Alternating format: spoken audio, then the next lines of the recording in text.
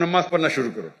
نماز کے آخر میں سلام پھیرنے کے بعد آپ اللہ سے دعا کرو کہ فجر سلام پڑھنے کے بعد دعا کرو کہ میری ظہر سلام مجھے ملے.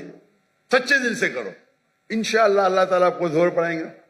ظہر نماز ختم ہونے کے بعد آپ اللہ سے دعا کرو کہ میری عصر نماز مجھے ملے. عصر نماز ختم ہوئیں گی تو دعا کرو اللہ سے کہ میری مغرب نماز ملے مجھے. مغرب نماز میں دعا کرو کہ مجھے عشاء ملے. عشاء میں دعا کرو کہ مجھے فجر ملے. یہ 40 دن تک کے کرو آپ, 40 دن تک انشاءاللہ. اگر 40 دن کریں گے تو آپ زندگی بھر انشاءاللہ آپ نہیں پڑھیں گے تو آپ کو بے چینی ہوئی. لیکن اس کے بعد اکثر مسلمان بھی نہیں جانتے یہ قرآن کی آیت کیا ہے. قرآن شریف میں لکھا ہوا ہے سورہ بقرہ میں سورہ نمبر 2 آیت نمبر 232 میں کہ اگر وہ شخص اپنی پرانی بیوی سے پھر سے شادی کرنا چاہتا ہے تو مت روکیے.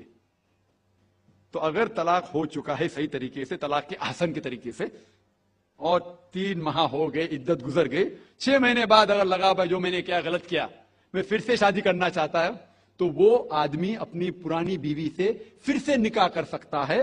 لیکن نیا نکاح نیا مہر, نیا نکاح نیا مہر, جو کئی مسلمان نہیں جانتے. افسوس کی بات ہے کہ ہم مسلمان قرآن کو ترجمے کے ساتھ پڑھے ہی نہیں, صحیح حدیث کو ترجمے کے ساتھ پڑھے ہی نہیں. اگر ہم قرآن شریف کو صحیح طریقے سے پڑھیں گے اور صحیح حدیث پہ عمل کریں گے تو یہ جو غلط فہمیاں ہیں دور ہوئیں گی.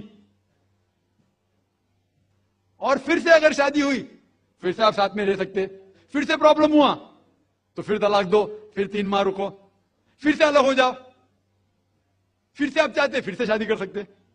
3 بار جائز ہے, تیسرے بار آخری بار ہے, اس کے بعد آپ پھر سے شادی نہیں کر سکتے جب تک وہ دوسری کسی سے شادی نہیں کرے.